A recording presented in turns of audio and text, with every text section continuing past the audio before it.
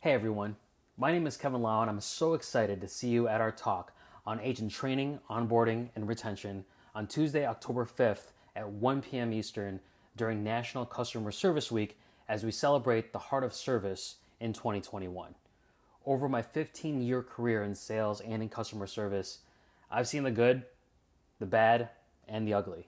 And during my session in October, we'll discuss three things as a group. One, setting expectations with our customer service agents so that they can exceed the expectations of your customers. Two, rewards and recognition and how they can attract and retain your best talent.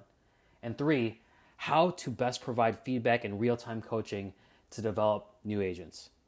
For over 30 years, the first week of October has been set aside to celebrate customer service, and what started as a national pledge has grown into a worldwide event.